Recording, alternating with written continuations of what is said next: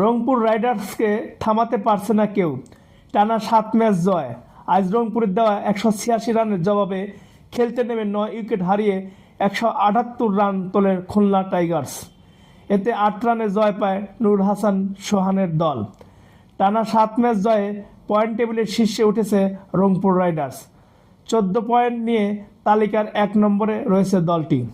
সোমবার সিলেট আন্তর্জাতিক ক্রিকেট স্টেডিয়ামে টস জিতে ব্যাট করতে নেমে শুরুটা তেমন ভালো ছিল না রংপুর রাইডার্সের।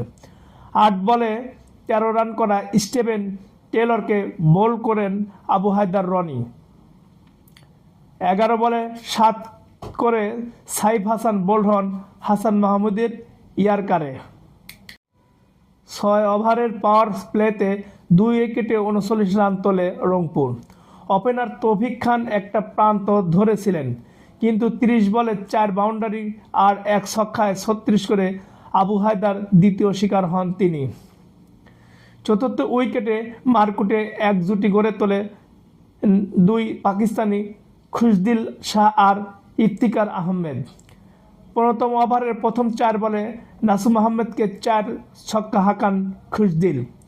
22 বলে 50 পূরণ করেন বাঁহাতি এই ব্যাটার।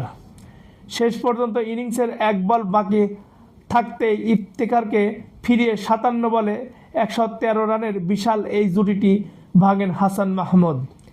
ইফতিকার 36 বল করেন 43। খুশদিল ইনিংসের শেষ পর্যন্ত অপরাজিত থাকেন। 35 বলে তার 73 রানের ইনিংস ছিল 4 বাউন্ডারি আর 6 ছক্কার মার। খুলনার আবু হায়দার রনি আর হাসান মাহমুদ নেন 2টি করে উইকেট। জবাবে খেলতে নেমে ভালো শুরু করা খুলনা, কিন্তু শেষ দিকে সেই ধারাবাহিকতা ধরে রাখতে পারেনি দলটি। একের পর এক উইকেট হারিয়ে দিশেহারা হয় খুলনা।